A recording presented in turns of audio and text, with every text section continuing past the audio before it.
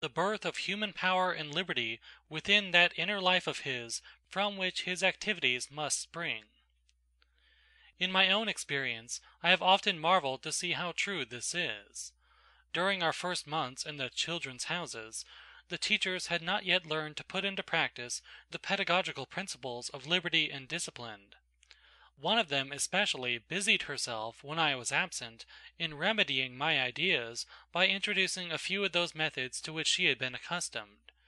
So, one day, when I came in unexpectedly, I found one of the most intelligent of the children wearing a large Greek cross of silver, hung from his neck by a fine piece of white ribbon, while another child was seated in an armchair which had been conspicuously placed in the middle of the room. The first child had been rewarded, the second was being punished. The teacher, at least while I was present, did not interfere in any way, and the situation remained as I had found it. I held my peace, and placed myself where I might observe quietly. The child with the cross was moving back and forth, carrying the objects with which he had been working, from his table to that of the teacher, and bringing others in their place.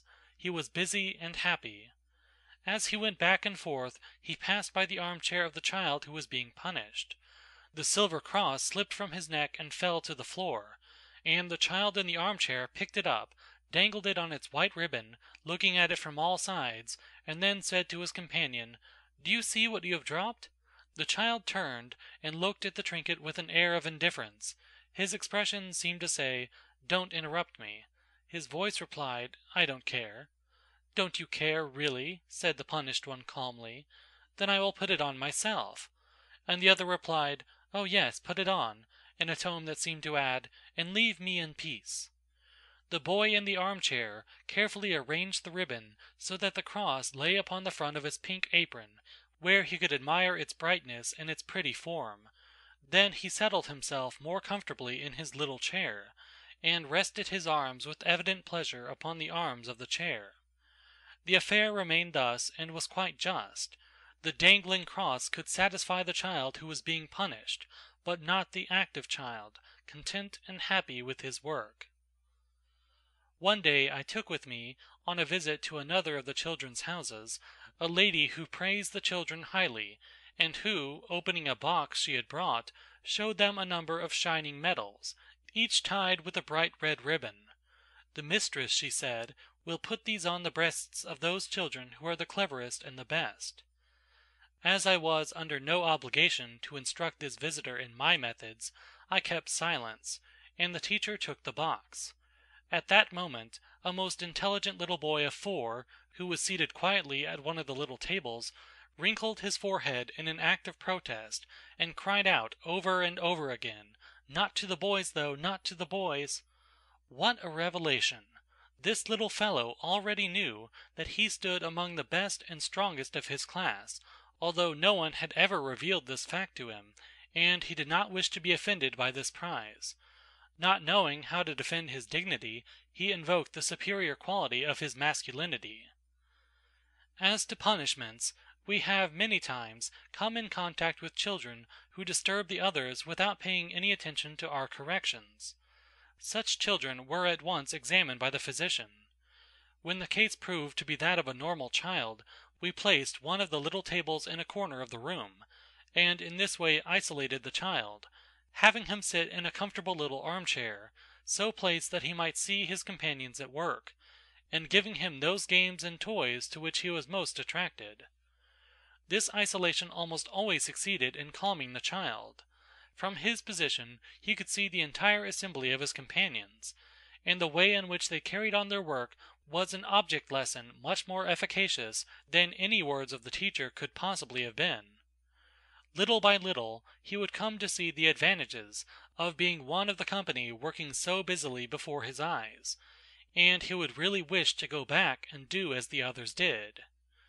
We have in this way led back again to discipline all the children who at first seemed to rebel against it. The isolated child was always made the object of special care, almost as if he were ill. I myself, when I entered the room, went first of all directly to him, caressing him, as if he were a very little child.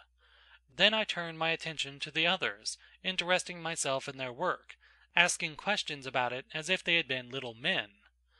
I do not know what happened in the soul of these children whom we found it necessary to discipline, but certainly the conversion was always very complete and lasting. They showed great pride in learning how to work and how to conduct themselves, and always showed a very tender affection for the teacher and for me. The biological concept of liberty in pedagogy.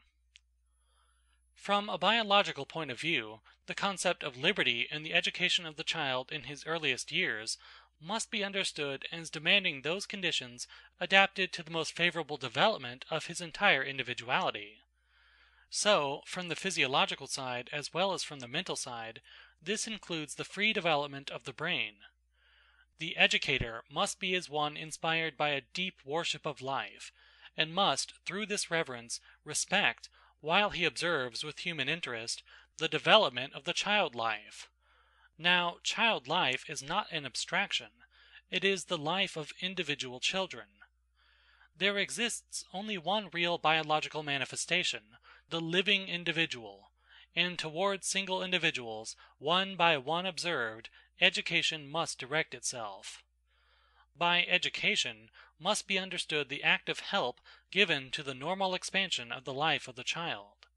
The child is a body which grows, and a soul which develops.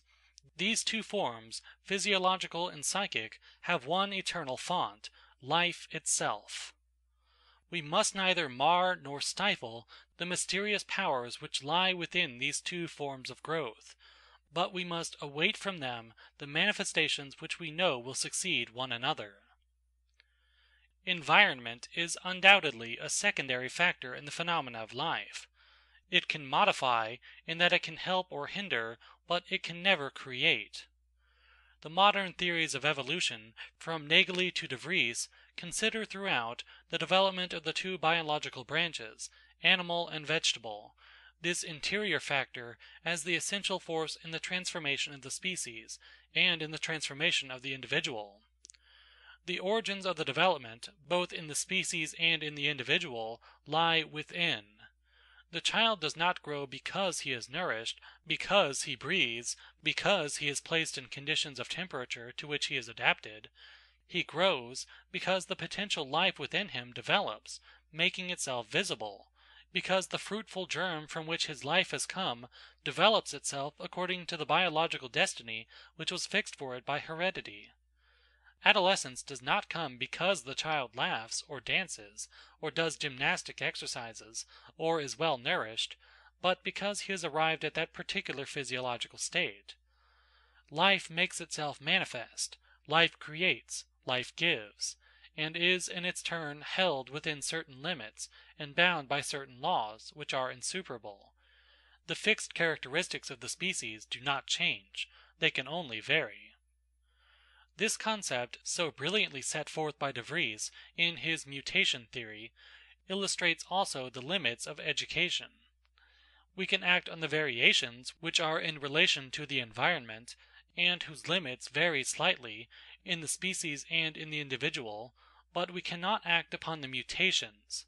The mutations are bound by some mysterious tie to the very font of life itself, and their power rises superior to the modifying elements of the environment.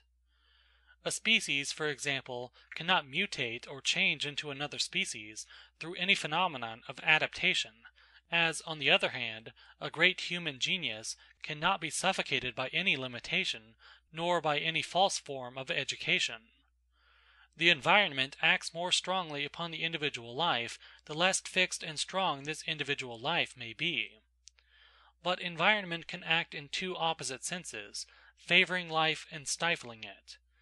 Many species of palm, for example, are splendid in the tropical regions, because the climatic conditions are favorable to their development. But many species of both animals and plants have become extinct in regions to which they were not able to adapt themselves. Life is a superb goddess, always advancing, overthrowing the obstacles which environment places in the way of her triumph.